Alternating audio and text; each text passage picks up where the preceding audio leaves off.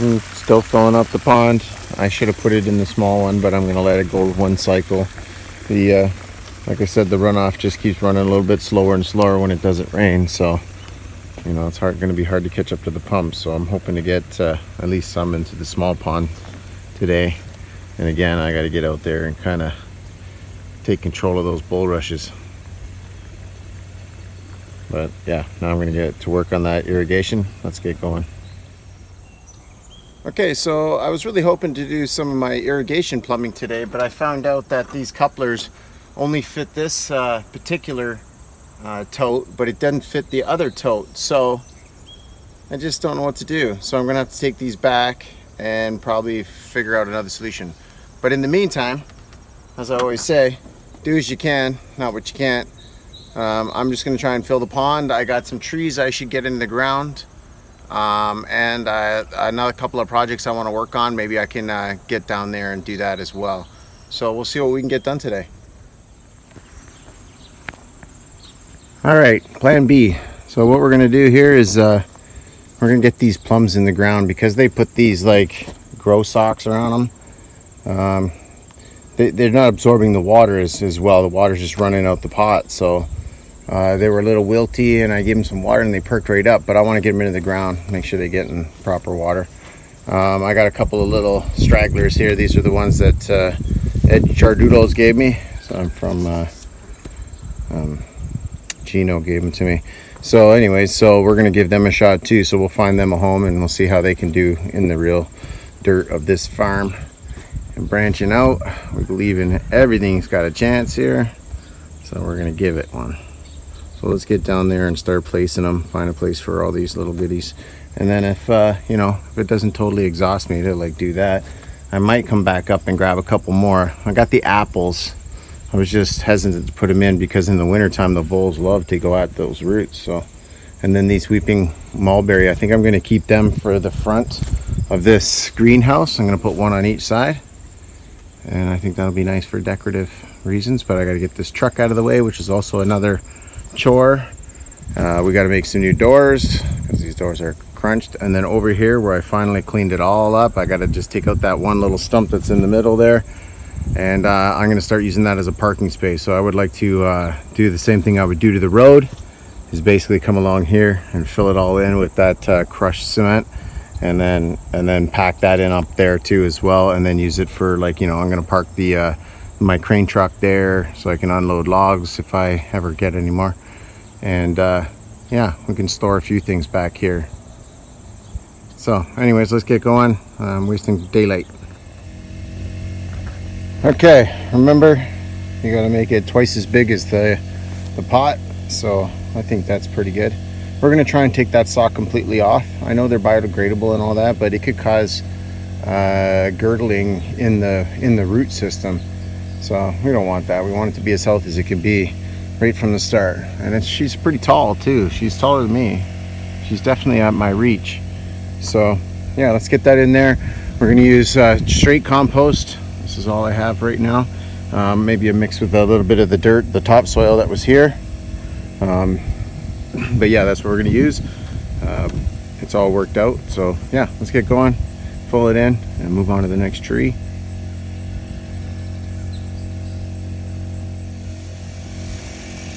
One wonderful, beautiful, amazing, special tree put into ground.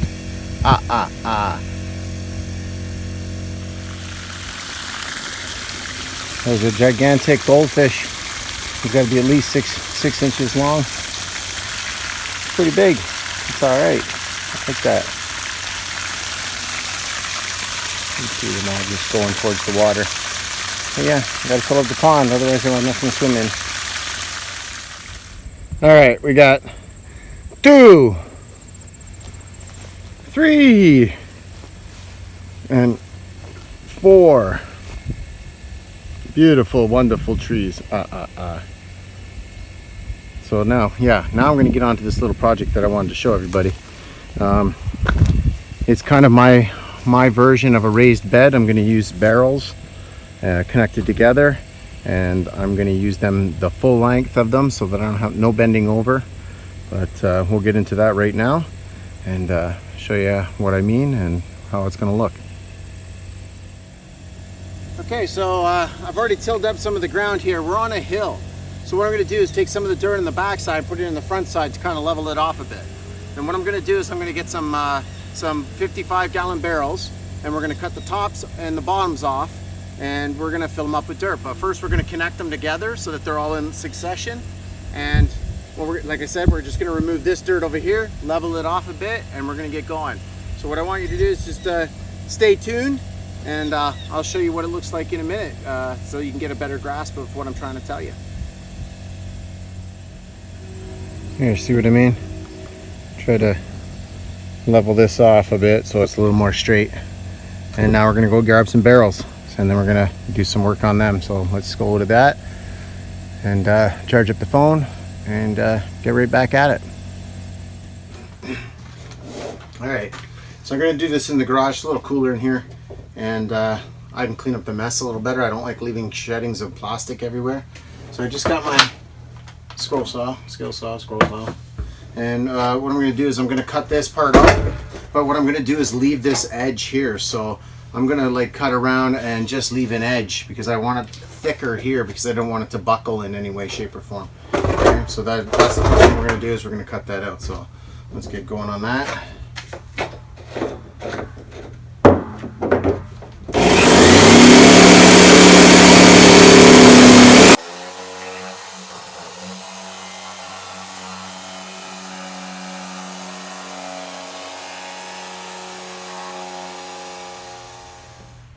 All right, that's that. Take the lid off, and what's inside is like I think it's a brown rice syrup or something like that. It was for making raw dog food and whatnot.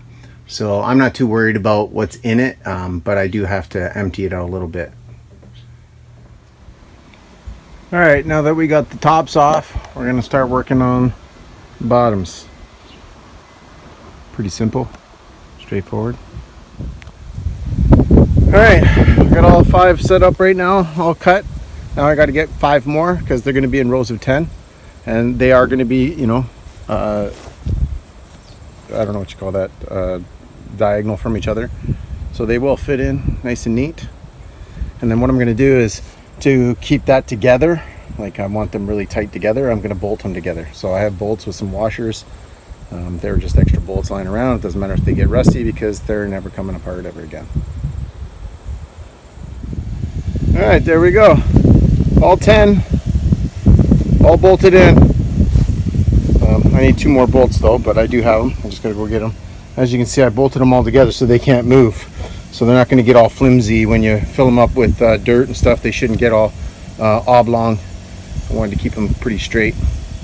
But yeah, there we go. Yep, there we go. Hugelkultur raised beds. All right, I grabbed some branches, some mainly fruit stuff. I'm not going to use any walnut, but the hawthorns and the black locust there and the pear. I'm going to chop all this up here, right here, and then I'm just going to throw it at the bottom of these barrels. Like I said, it's going to be more of a Hugelkultur type raised bed, so we got to fill it up somehow. That's a pretty big barrel to fill up, so let's get at it and fill her up. All right, I finished chopping up all that wood, and this is kind of what it looks like. So we're just kind of filling it up, and I'm gonna, within the next couple of weeks, I'll just keep finding material to throw in here, whether it's leaves and twigs and pieces of wood. We want to get about halfway, maybe 2/3, maybe 1/3 of the way anyways. And then yeah, so that's it. I've been going around scraping all my any stumps that might be sticking up because I want to make sure that what I can cut with the lawnmower, I can cut with the lawnmower without hurting it. So this is it. One Hugelkultur raised bed. I like it. We'll see you next week.